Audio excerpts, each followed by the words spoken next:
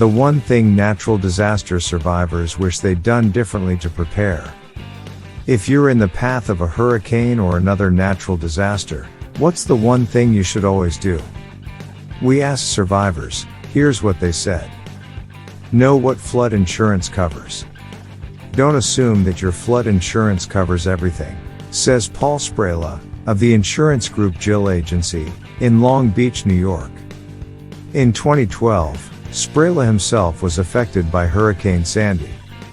Sprayla, whose company specializes in selling flood insurance, had his business and his home flooded. Make sure that you have insurance that covers the contents as well. Flood insurance typically covers structural damage, yet the rising waters do extensive damage to furniture, books, and electronics. Sprayla also advises his clients not to panic, because he rushed and paid out of pocket for the repairs on his home. I should have waited for the government grants I was entitled to, he says. Take photos, keep receipts. In prepping for Hurricane Irma, Jane Bianchi, of Tampa, Florida, and her husband were diligent in photographing their belongings and using bags of mulch to stave off flooding. We also played it safe and flew out, she says. We didn't want to be stuck on the highway and run out of gas with a toddler. However, Bianchi was worried about a tree near her pool. I should have chopped it down before the storm and learned how to drain my pool the right way, she says. Although she didn't have a lot of damage, the tree did come down on the pool, forcing her to replace the drain.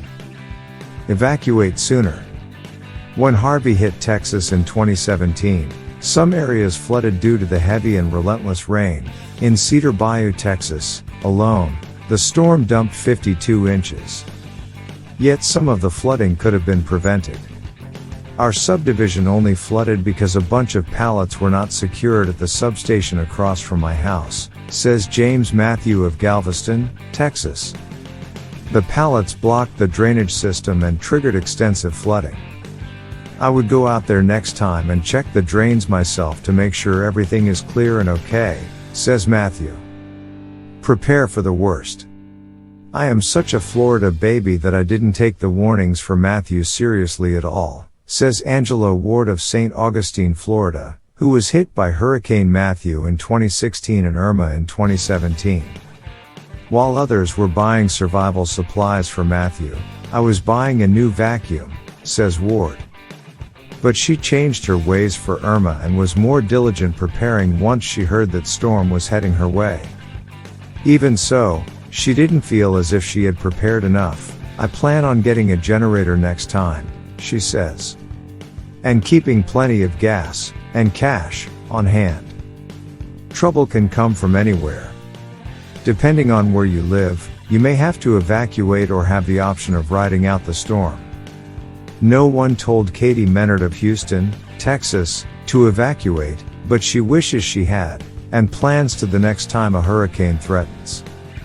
She lost her home and car to Hurricane Harvey. I didn't live in a flood zone, and I thought that I was well prepared, says Menard. But the nearby Addicks Reservoir used as a retention dam during the hurricane proved to be the problem. We were flooded in the middle of the night. The water was rising fast, so we had to go, she says. Anticipate where the damage might come from.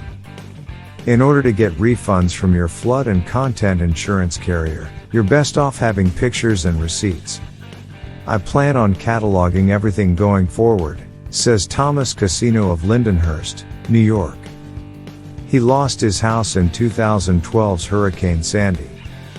In the future, I will store all receipts, and I'll video and/or take pictures of whatever is in my home before evacuating, says Casino. He was surprised at how much money he had spent over time furnishing and decorating his home. It's easy to lose track of all that you have spent, he says.